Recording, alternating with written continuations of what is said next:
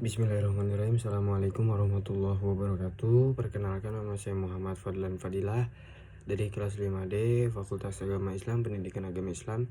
Jadi di video kali ini saya akan membahas tentang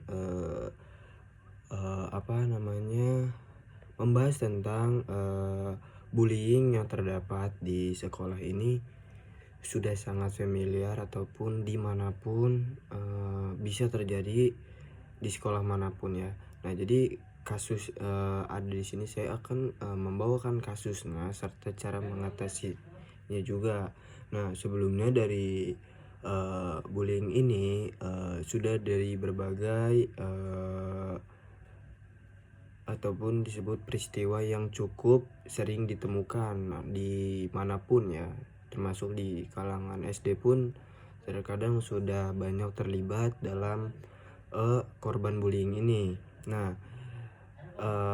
bullying di sekolah ini tentu perlu dinamakan perhatian, terdapat perhatian khusus yang tidak dapat disepelekan juga. Nah, oleh karena itu dibutuhkannya juga solusi sebagai cara mengatasi bullying juga di sekolah. Nah, bullying ini juga sangat diterbitkan melalui secara verbal maupun fisik ataupun dengan sosial yang dilakukan oleh perorangan ataupun berkelompok. Nah, membuat para seseorang siswa juga merasa tidak nyaman, sakit hati ataupun tertekan. Nah, bullying juga disebut sebagai perundungan ataupun sebuah konflik antara korban dengan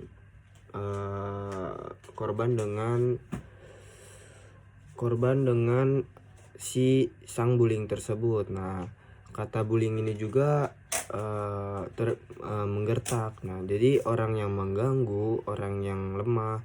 Arti kata bully juga dalam bahasa Indonesia itu adalah perundungan ya. Nah, demikian juga dilansir banyak dari salah satu di berita yang terjadi di SMAS Santu Kelawang Werang di daerah Jawa Tengah. Nah, bullying juga merupakan suatu tindakan yang sangat agresif juga. Nah, dilakukan juga secara berulang ataupun dilakukan melalui individu ataupun kelompok yang sudah dibahas tadi. Nah, bullying biasanya juga terjadi kepada orang yang dianggap lebih lemah ataupun berbeda dari kebanyakan orang lainnya. Nah, pada dasarnya bullying ini juga tindakan penindasan ataupun yang dilakukan individu secara kelompok ataupun individu. Nah, jadi bullying ini secara garis besar ini seperti menganiaya ya melalui individu ya. Nah, bullying bisa ditunjukkan untuk menyakiti ataupun menakuti dengan cara ancaman yang dilakukan oleh sang bullying tersebut. Nah, jenis-jenis bullying ini tidak hanya dengan ancaman aja. Ancaman itu terkadang dengan ada juga jenis bullying juga. Yang pertama itu ada bullying melalui fisik. Terkadang fisik ini dilakukan secara pemukulan ataupun jail ya. Dimulainya dengan jail terlebih dahulu. Nah, pelaku bullying ini melalui di kekerasan, memukul, melukai, menampar ataupun mendorong. Nah, bullying jenis ini tentu sangat berbahaya juga karena bisa saja dari korban tersebut mengalami gangguan yang sangat-sangat terganggu lah ya. Nah, jadi bullying ini juga tidak harus dilakukan secara fisik ya, dan tidak dianjurkan juga bullying ini terjadi gitu. Nah, prejudicial ini merupakan jenis bullying yang ras ya. Ras itu seperti kayak menyudutkan seseorang dengan cara seperti kulit hitam dibandingkan dengan kulit putih.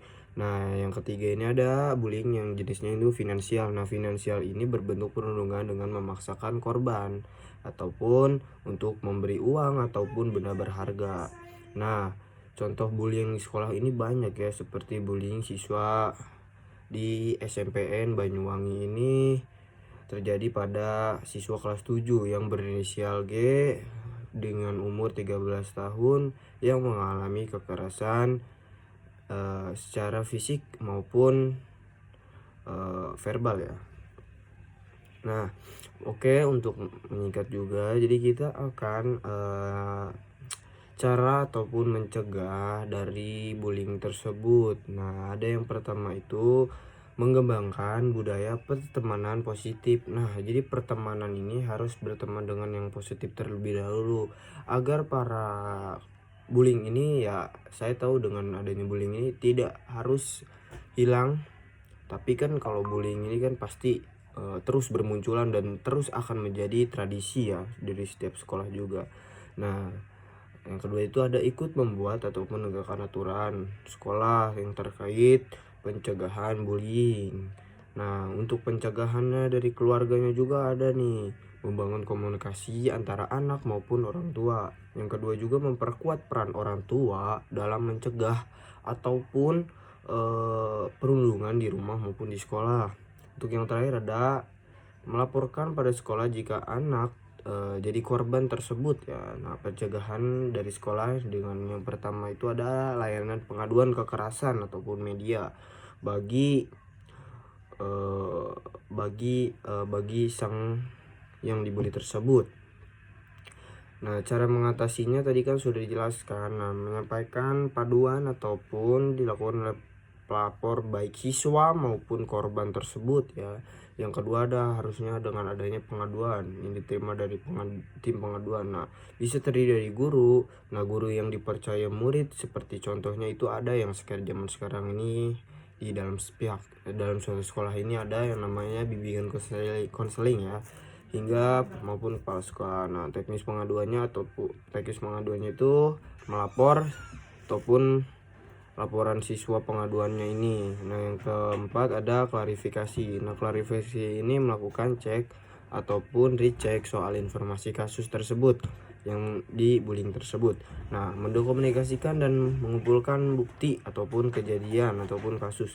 Nah, mungkin cukup sekian video bimbingan konseling dari saya, kurang lebihnya mohon maaf. Wassalamualaikum warahmatullahi wabarakatuh.